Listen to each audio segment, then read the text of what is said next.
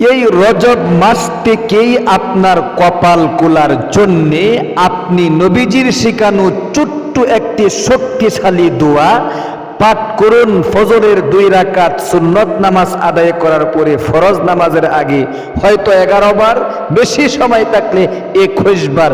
যত বেশি পাঠ করবেন তত বেশি লাভ। দোয়াটি শব্দে শব্দে ইনশাআল্লাহ শেখায় দিমু। আজকে রজব মাস কিন্তু চলে যাচ্ছে, বরকতপূর্ণ মাস, যে মাসের ব্যাপারে আল্লাহ তাআলা কুরআন আল কারীমের মধ্যে আয়াত পর্যন্ত নাজিল করেছেন। সুতরাং এই রজব মাসের মধ্যে বিশ্বনবী স্পেশাল কিছু আমল আমাদেরকে বলে দিয়ে গিয়েছেন। এই স্পেশাল আমলগুলোর কথা আজকে ইনশাআল্লাহ আপনাদেরকে বলে দিব। এবং ফজরের 2 রাকাত সুন্নত নামাজ আদায় করার পরে যে দোয়াটা আপনি ইনশাআল্লাহ পাঠ করবেন মন থেকে, এই দোয়াটা শব্দে শব্দে শিখায় দিব। ও প্রিয় দিনী ভাই এবং বোন, সূরা বনি ইসরাইলের প্রথম আয়াতে আল্লাহ তাআলা উল্লেখ করেছেন সেই ঘটনাটি, আল্লাহু আকবার, যে ঘটনাটি আল্লাহ তাআলা ঘটিয়েছিলেন এই রজব মাসের মধ্যে। আল্লাহু আকবার। আল্লাহ তাআলা বলেন, সুবহানাল্লাযী আসরা বিআবদিহি লাইলাম মিনাল মাসজিদিল হারাম ইলাল মাসজিদিল আকসাল্লাযী বারাকনা হাওলাহু লিনুরিয়াহু মিন আয়াতিনা। আল্লাহু আকবার। আল্লাহ তাআলা বলতেছেন, সুবহানাল্লাযী আসরা। আল্লাহু আকবার। মহামান্বিত ওই সত্তা নিজের প্রশংসা নিজেই করতেছেন, কারণ সমস্ত প্রশংসার মালিক হলেন একমাত্র আল্লাহ তাআলা। যত প্রশংসার আছে, প্রশংসার যত গোষ্ঠী আছে, সমস্ত প্রশংসার গোষ্ঠী একমাত্র আল্লাহ তাআলার জন্যই মানায়।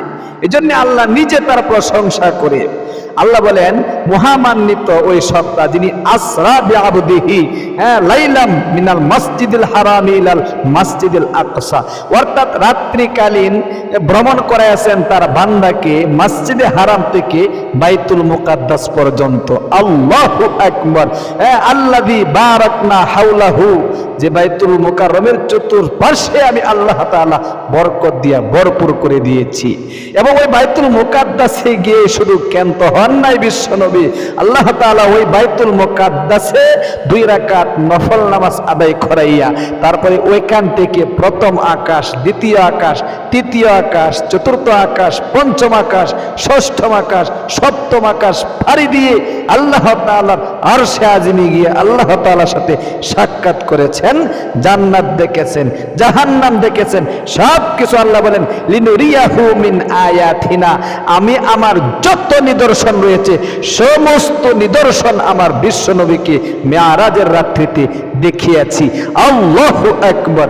ও প্রিয় দিনী ভাই এবং বোন, এমন একটা বরকতপূর্ণ রাত আসিতেছে, আপনি কি পারবেন না ওই রাত্রিতে নিজের অভাব অনটন দূরীভূত হওয়ার জন্যে, দুঃখ কষ্ট দূরীভূত করার জন্যে, উন্নতি লাভ করার জন্যে আপনি একটা রাত্র আল্লাহ তাআলার জন্যে বিশ্বনবীর কথা অনুযায়ী দিতে?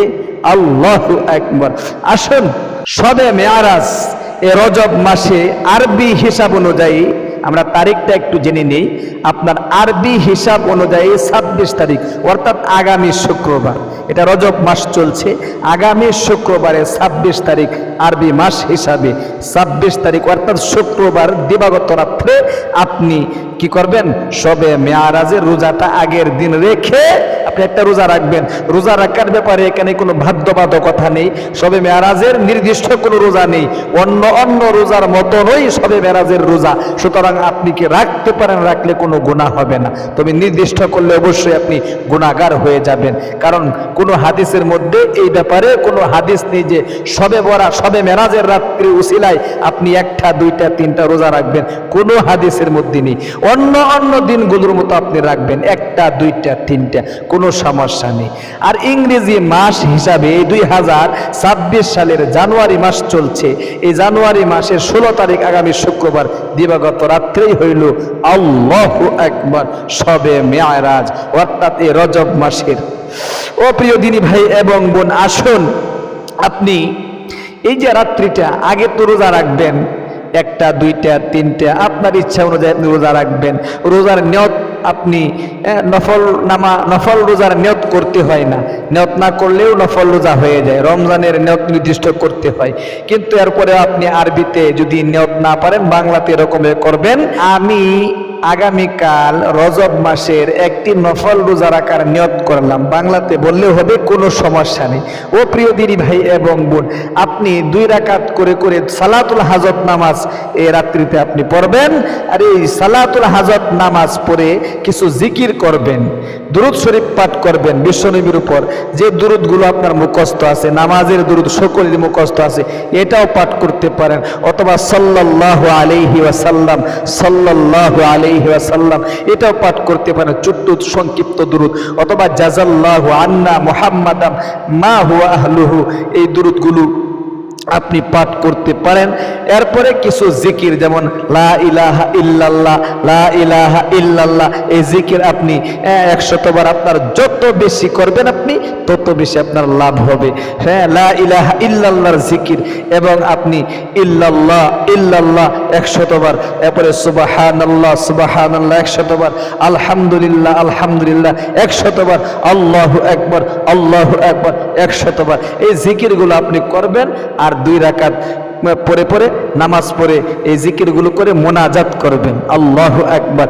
এরপরে আপনি ফজরের 2 রাকাত সুন্নত, বিশেষ করে আজকের থেকে আপনি এই গুরুত্বপূর্ণ মাসে, রজব মাসে, এই ফজরের সুন্নত নামাজটা আদায় করার পরে ফরজ নামাজের আগে আপনি একটি ছোট্ট দোয়া পাঠ করবেন, পারলে 11 বার, যদি আরো হাতে সময় থাকে অবশ্যই 21 বার আপনি কি পাঠ করবেন। খুব অতি সহজে শিখিয়ে দিচ্ছি, আপনি ইনশাআল্লাহ দোয়াটা শব্দে শব্দে শিখুন, খুব গুরুত্বপূর্ণ।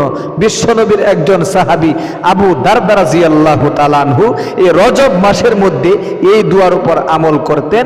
তিনি বেশি বেশি কান্নাকাটি করতেন আল্লাহ তাআলার নিকট, এই দোয়ার উপর আমল করে তার নিজের জীবনের যৌবনের গুনাহগুলোর জন্য মাপ চাইতেন, অভাব অনটনের কথা বলতেন, তার মনের যত ছাওয়া পাওয়া আছে সবগুলোর কথাই তিনি এই রজব মাসের মধ্যে এই দোয়া বেশি বেশি করে পাঠ করে আল্লাহু আকবার তিনি কি করতেন, আল্লাহ তাআলার কাছে দোয়া করতেন। দোয়াটি আমি শব্দে শব্দে শিখিয়ে দিচ্ছি, আরবি বাংলা স্ক্রিনের মধ্যে দেখে দেখে শিখুন। আল্লাহুম্মা তাহহির কলবি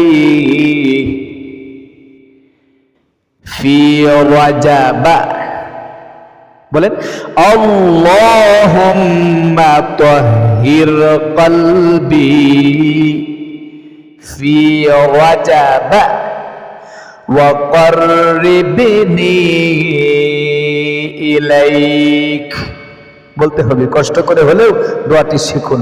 আপনি অবশ্যই দুরূদ শরীফ আগে পাঠ করে নেবেন, আগে দোয়াটা শিখিয়ে দিচ্ছি, নামকরণটা বলে দিচ্ছি, দোয়াটা আগে শিখুন। আল্লাহুম্মা তাহহির কলবি ফি রাজাব ওয়া কাররিবনি ইলাইক। আবারও আল্লাহুম্মা তাহহির কলবি ফি রাজাব ওয়া কাররিবনি ইলাইক। আরো কয়েকবার পাঠ করুন। আল্লাহুম্মা তাহহির কলবি ফি রাজাব ওয়া কাররিবনি ইলাইক। আল্লাহু আকবার। দোয়াটির অর্থ অনেক চমৎকার। অর্থ হলো আল্লাহুম্মা, আল্লাহ, তাহহির, তুমি পবিত্র করে দাও, কলবি, আমার অন্তরটাকে, ফি রাজাব, এই রজব মাসের মধ্যে, আল্লাহু আকবার, ওয়া কাররিবনি ইলাইক, এবং তুমি আমাকে তোমার নিকটবর্তী করে দাও, আল্লাহু আকবার। একবার বলুন সুবহানাল্লাহ। ও প্রিয় দিনী ভাই এবং বোন, কয়েকবার ছোট্ট একটি দুরূদ শরীফ পাঠ করে নেবেন। এই দুরূদ শরীফটা আপনি কয়েকবার পাঠ করবেন, জাযাল্লাহু আন্না মুহাম্মাদাম মা হুয়া আহলুহু, অথবা সাল্লাল্লাহু আলাইহি ওয়াসাল্লাম, কয়েকবার পাঠ করে আপনি এই দোয়াটা অবশ্যই কিন্তু 11 বার 21 বার আপনি পাঠ করবেন, এরপরে সংক্ষিপ্ত মোনাজাত করবেন। এই রজব মাসের মধ্যে বিশ্বনবী বলেছেন আল্লাহ তাআলা বান্দা বান্দির মোনাজাত কবুল মঞ্জুর করে থাকে। মন থেকে যদি বান্দা বান্দি আল্লাহ তাআলার নিকট চাইতে পারে, আল্লাহ তাআলা বান্দা বান্দি যা চাইবে তার সাথে সাথে কবুল এবং মঞ্জুর করে নেয়। বরকতপূর্ণ মাসে আল্লাহ তাআলা আমাদেরকে আমলটা করার তৌফিক দান করুক। ও প্রিয় দিনী ভাই এবং বোন, অবশ্যই নিজেও আমলটা করুন, আরেকজন ভাই বোনকে ইনশাআল্লাহ বরকতপূর্ণ মাসে আমলটা করার জন্য একটা শেয়ার করে সুযোগ করে দিবেন, লাইক কমেন্ট করে সাথে থাকবেন, আর আমাদের ইসলামিক চ্যানেল সাবস্ক্রাইব করে পাশে থাকা বেল আইকনটা অন করে রাখবেন। সুস্থ থাকুন, ভালো থাকুন, পরবর্তীতে দেখা হবে। আসসালামু আলাইকুম ওয়া রাহমাতুল্লাহি ওয়া বারাকাতুহু।